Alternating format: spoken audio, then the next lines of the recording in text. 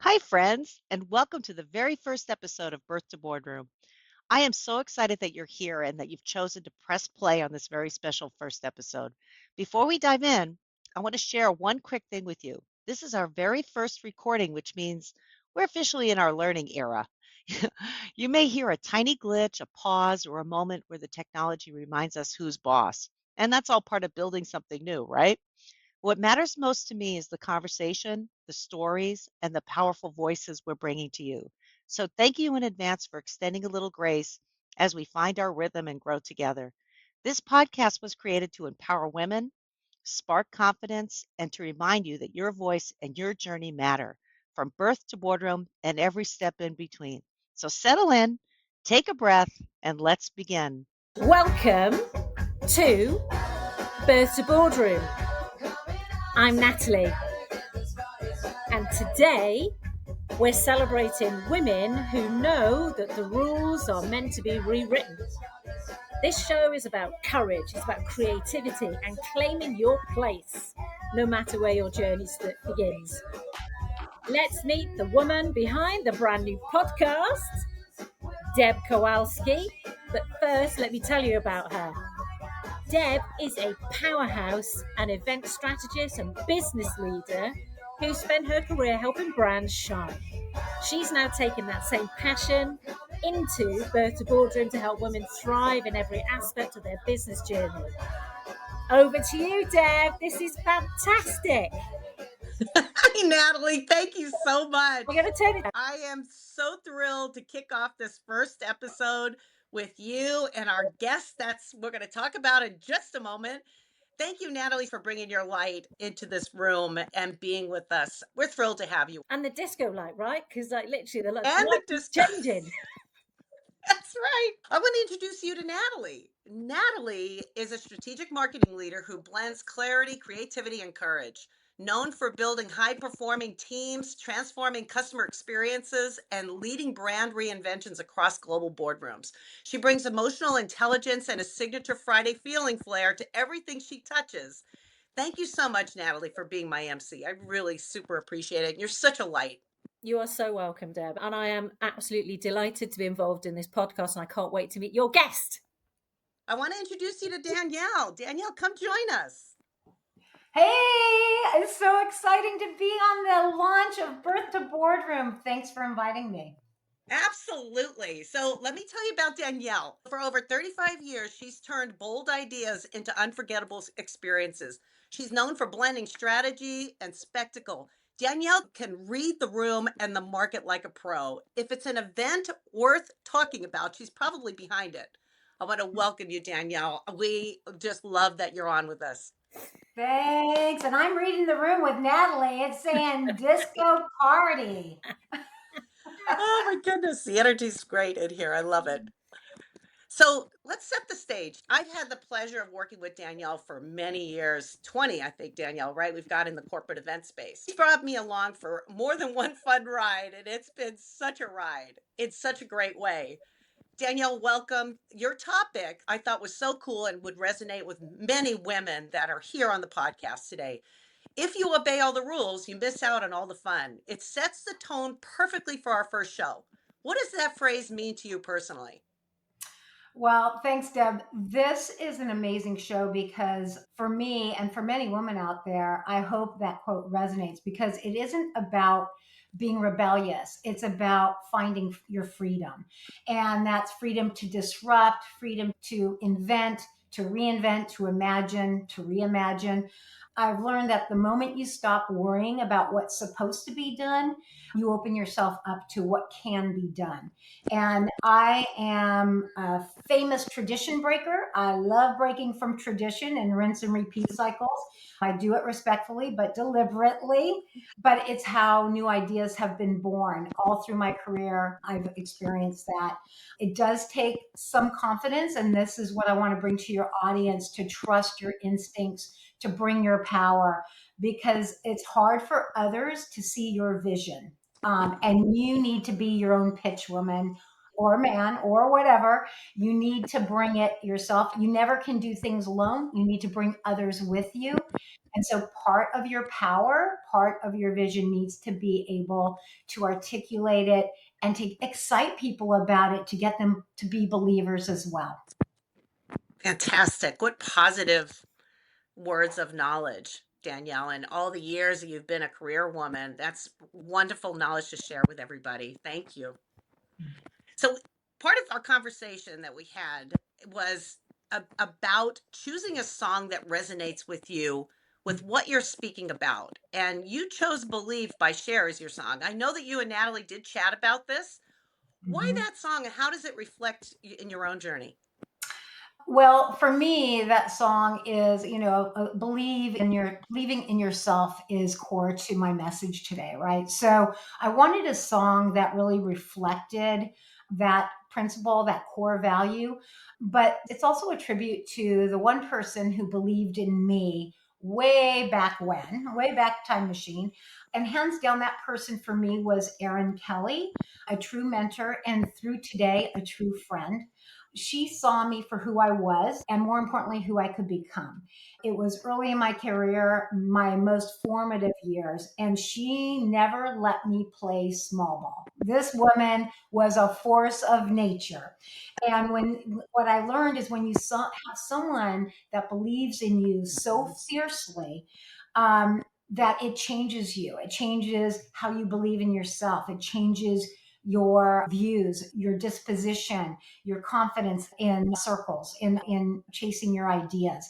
And she also taught me that leadership wasn't just about guiding people, it was about seeing them fully as well and helping them see themselves. So, she is a power force. She's still someone I love to talk to. And actually now we are the greatest of friends. But I want to say this about her too, if I have a minute. In the early 2000s, when she first raised me up, those were the years when women hadn't quite cracked the glass ceiling yet. And she was in our company at the time with a jackhammer. She raised not just me, but 5 different women to C-level positions single handedly, knocking down the door of the CEO saying, "This must happen. These women are power forces." And so today, this song, Believe, is a tribute to her. My goodness, wow. Powerhouse. And for her to just really encouraging you to think outside the box, get out of your comfort zone and just keep moving. And Yeah. she kept you moving there, even though it was probably at that time very uncomfortable for you. You're like, oh boy. But she kept you going. She believed in you and she Yeah. believed that you could do it. And Yeah. you in yourself then turned around and said, you know what? I can. Let me continue to move forward. You wouldn't be in the position you're in now in your career. It's That is wonderful. true.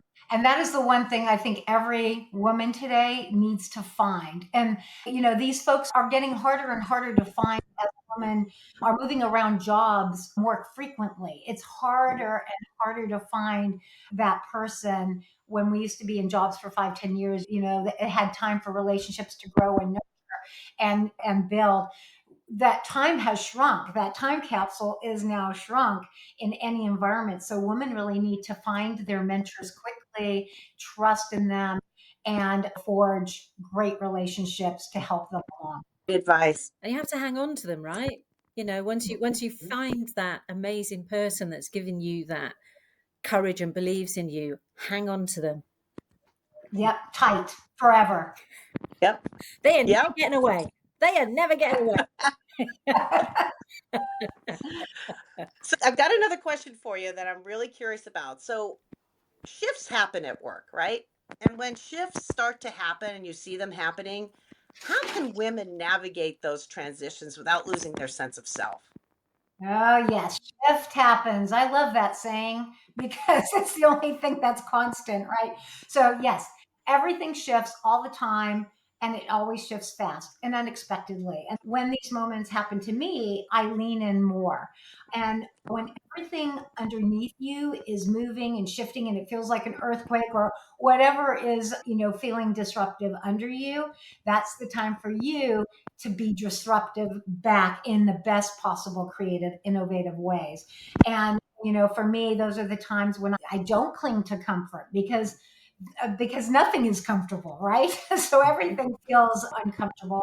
So that's when I really lean into my own instincts and what is going to feel right for the moment and in the conditions that I'm in.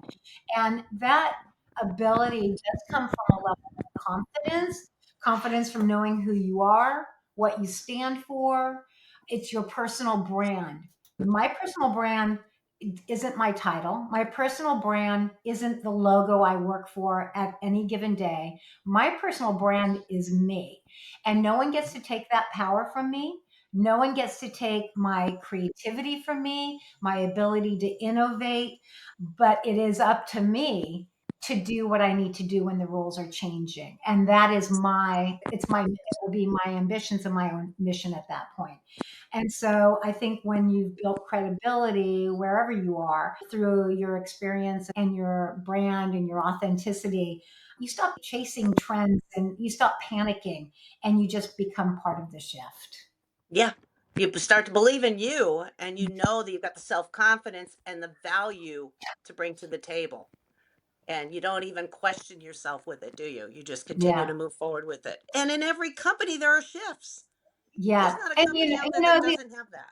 I think the other thing, and you guys can probably speak to this as well, when you're in a place and your values no longer align, that's okay. It happens and it's okay.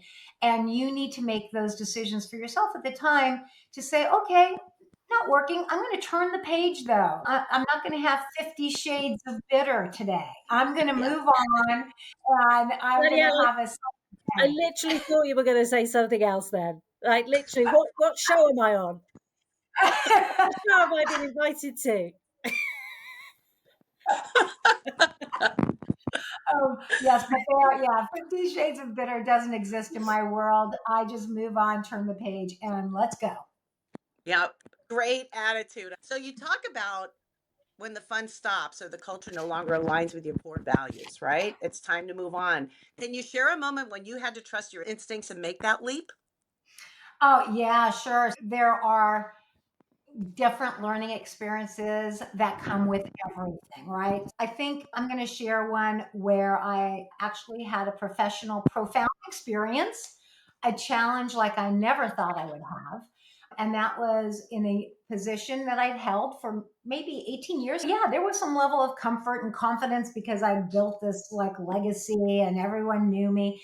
But in trots a new CMO. Y'all been there, right? And they don't know you from Jack and they don't care. What they care about is how you're going to make me look good. In comes the new CMO. I'm struggling to prove my value and my worth. And then he made it clear for me this is how you're going to make yourself valuable. You're going to grow our annual conference from 5,000 people to 20,000 people in 9 months. Go. Now, for any of you that have done conferences, and I've been doing them for more than 20 years by that point, I was, of course, taken aback. And after I fantasized 5 million ways to resign, I just decided then at that point, because I never made those fantasies come true, that I would just get to work. And I didn't have a lot of time. So, first a vision, then a strategy, then pitching, then pitching, then pitching, then selling, then more selling, then buy in, then execution. And every step of the way, you dig deeper and deeper and deeper. And I never gave up, and nor did my team. Let me be clear this is never a me thing ever. And the impossible became the possible. And Deb, you were part of that, so you can probably chime in after that. But this day, nearly a decade later, that CMO and I are still friends. And he still comes to me to say, I have this huge challenge, Danielle. How do I handle it? And at the end of the day, he believes in me today after all these years because I believed in me. I believed in my team. And when you got that kind of confidence, your instincts are your power. 100%. Yeah, I'll never forget that. That was an incredible ride you were on that year, but you knocked it out. I mean, thousands of attendees were signed up and just ran with it in Chicago. Super Yeah. cool. So we talked, Danielle, about reimagining yourself. What does that look like for you personally and professionally? Oh, reimagining myself is just an everyday occurrence. Every day I reimagine how I'm doing things. I think the most incredible thing we can do for ourselves is to think differently. It helps us keep fresh. It helps us keep present. It helps us stay in motion. It helps us stay relevant. So when I reimagine myself, it's always not just me personally, which I've done over the years, but also professionally. And I would say, with anyone who's changing jobs and nervous about doing that, I always look for a change in jobs or roles as a way to reinvent. That I throw away the past and what I've done in the past, or I bring the best practices of the past to the present, but I always change it up. And I think the most probably profound example I have under reimagining myself, and not just myself, but what I do, is in the horrible era of COVID. And y'all go back to that time. Now, for an event manager, where our lives, our livelihood was built in the physical world. Our events are physical things, face to face interactions. All of a sudden, that rug gets pulled out from under you. It's gone. There is no world for events all of a sudden in the early days of COVID. And then the race for doing everything digitally. And as I started researching for who I worked with on how we would approach webinars, virtual events, you name it, whatever you want to, digital experience, there's so many names now. What I learned is that every single event I went to that was virtual was the most boring, static experience I ever had. And I was always exiting out at about the 15 to 20-minute mark. I couldn't take it anymore. And so when I was reinventing and reimagining virtual events for our world and our company, I knew it had to be immersive, engaging, exciting, dynamic. It had to be everything opposite of what I experienced. And the other thing is that we had to appeal to a massive audience. No one wants just a 50-person audience. So in the end, what we ended up creating was a gamified virtual event never heard of. People were actually immersed in environments. They were actually having live chats, live conversation, live engagement. They stayed for, I think, 3 to 4 hours because they were so engaged.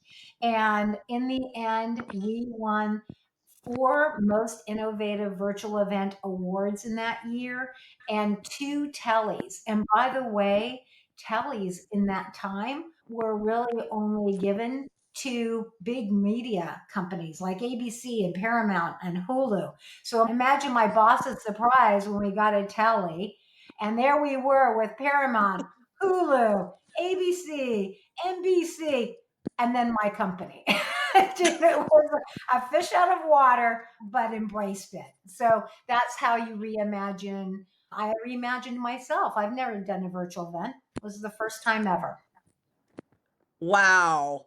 Super Absolutely cool. incredible. And we'll have to talk offline about tellies because in the UK that's like a television, right? So I'm just imagining you having a delivery of 2 televisions. I'm like, why would you have a television? But no, there it is. Incredible. A real life telly right here. And I am never giving this away. It's Oh, an important award for me. awesome. So, Danielle and Deb, do you mind if we just take a little, like, 30-second vibe check?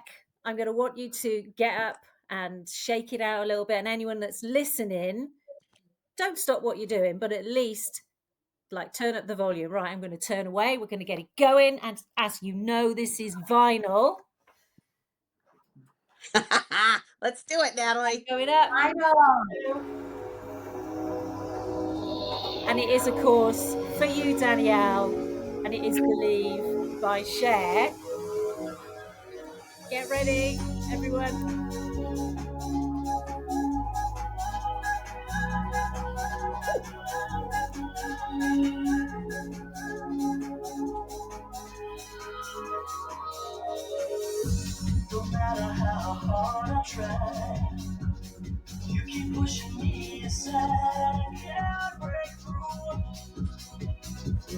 can't take you.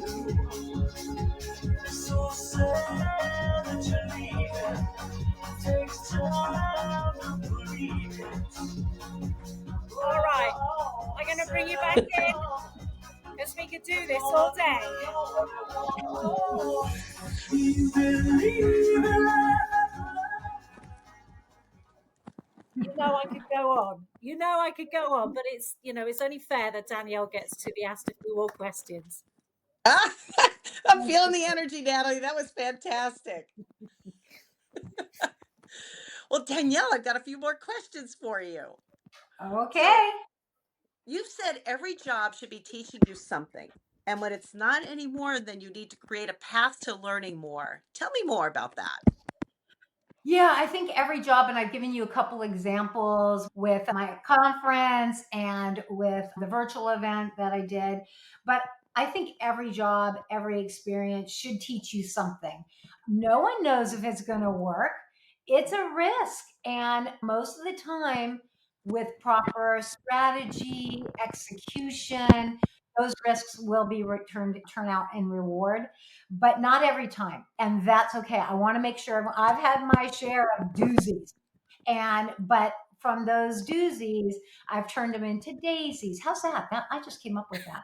But I think that, there are going to be good ones, good lessons. There are going to be hard lessons. There are going to be unexpected lessons, which turn out to be fabulous. So I used to think being in both a position that I'm in as a leader and otherwise meant having to have all the answers.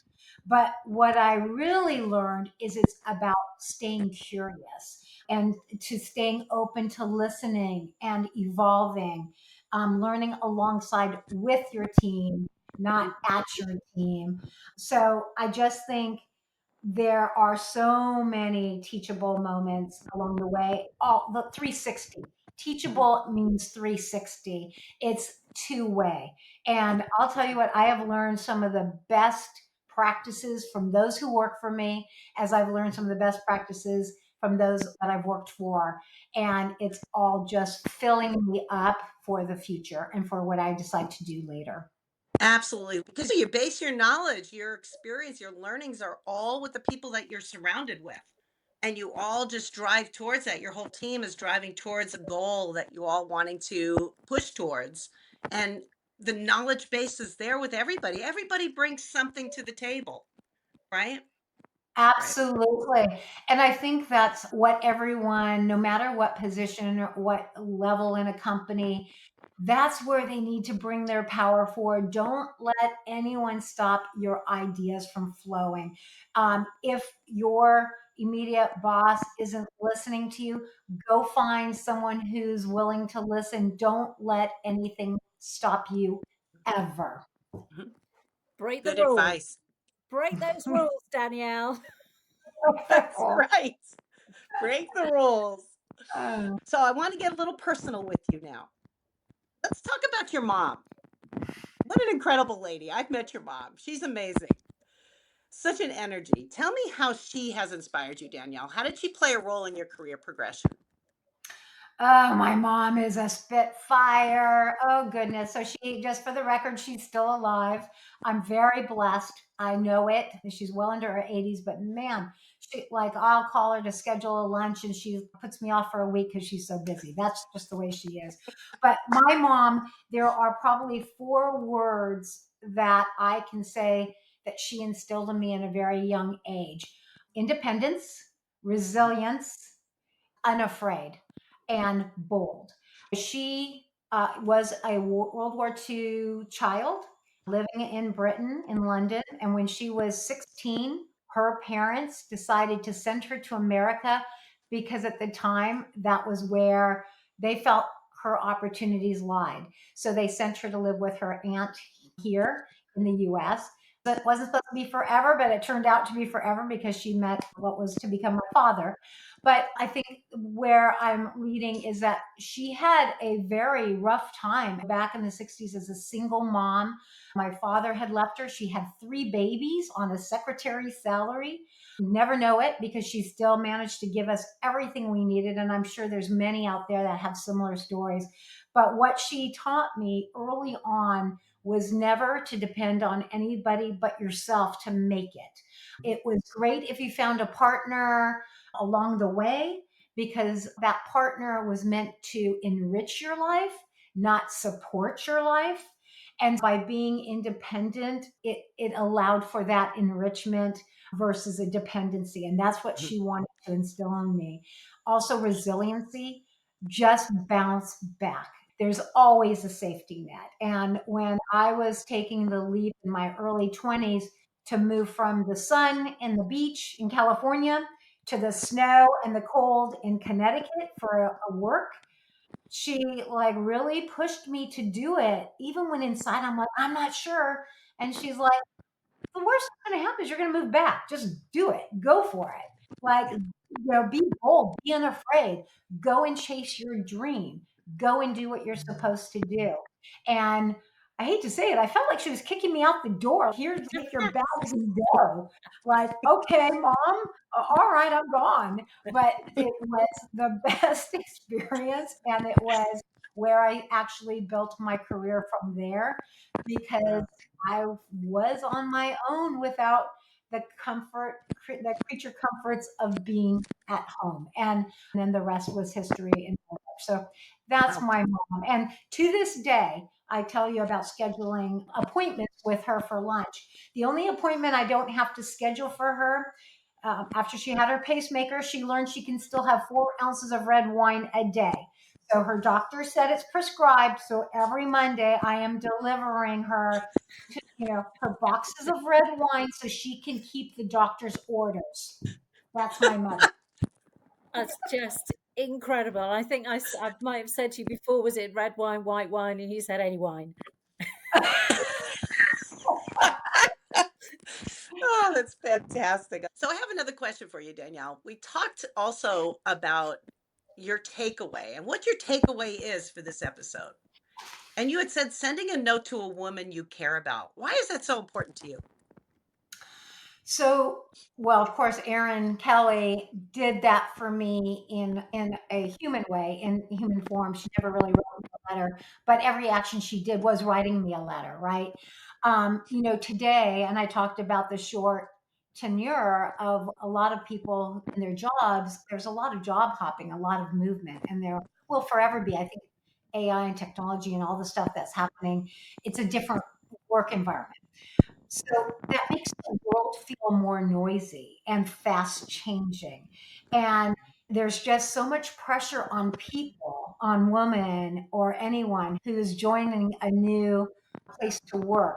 That's why writing a love note, a real honest note to someone you really care about or have mentored or feel like needs a mentor, even though they don't know they need one, Mhm. matters so much. And it's just a pause. It's a breath, a reminder that human connection matters more than perfection. And that when you write a note, a physical note, you're saying, I see you. You're doing great. Grow, be bold, be yourself. And so, yes, I ask everyone take a moment, find a person you'd like to write a note to, and then send it, whether it's text, digital, handwritten. I'm going to do it. In fact, this show actually inspired me to do the same for someone that I worked with the last 5 years. And I'm going to do that right after this episode because I have neglected to do so until this reminded me to do it. Fantastic. I love it. You're inspiring me to want to write one too now. In fact, you're shaming us, in fact, Danielle. I'm going to have to do one now as well. I might have to do more than one. Oh my goodness. So, segue into writing a love note to yourself. So, do you remember, Danielle, before the show, I had asked you to be prepared to write a love note to your former self about breaking the rules. What is the one thing that you would say to your former self today when your career first started? What would your 3 sentence love note be? Well, it's 4 sentences, and I did it. Or It's handwritten the old fashioned way, so I can keep this. But this is what I said. Dear me, believe in yourself even when the road feels longer than your courage. Keep pushing boundaries and thinking past the line others draw. That's where your brilliance lies. Dig deep when vision feels heavy and uncertain. That's where the gold hides. And never, not once, ever let anyone shrink your power. It's the gift that will carry you everywhere you're meant to go. With pride and fierce love. Me. Oh, beautiful. wow, Natalie. Beautiful, right? Yes. Oh my gosh, that's stunning. You're going to bring tears. Wonderful. You're going to bring tears now. Yes. First it was the shame, and then it Wow. was the tears. You Yeah. know, it's funny because it is so important. I said that Erin and I never wrote physical notes, but there was a lot of conversation, which is the same thing. And so this was a really, really good exercise to do after you guys challenged me with the love note concept, which is brilliant because we really do need to record it for ourselves and for history and for moments in time when we don't feel our best self. And I have bad days just like everyone else. And when I wrote this, I'm like, yeah, this is what it's about right here. Stunning. Yeah. Absolutely wonderful. Well, I can't thank the two of you enough for hopping on our first episode. Danielle, fabulous knowledge that you shared with us. Natalie, I love the energy you bring to us. It's just been a great first episode. Thank you both for hopping on and have a wonderful rest of the day. And go ahead, Natalie. I'm going to segue over to you to There we talk to go. our folks I'm out there. interrupting you already, but here we go. So, for your listeners, they're going to know this song. Don't Stop Believing. So, thank you everyone for joining this very first podcast with the awesome Deb Kowalski, who will be your host of the next one as well, and to Danielle for your fabulous and inspiring story. Keep on growing, keep on finding your own kind of fun. All right, people. Bye, everyone.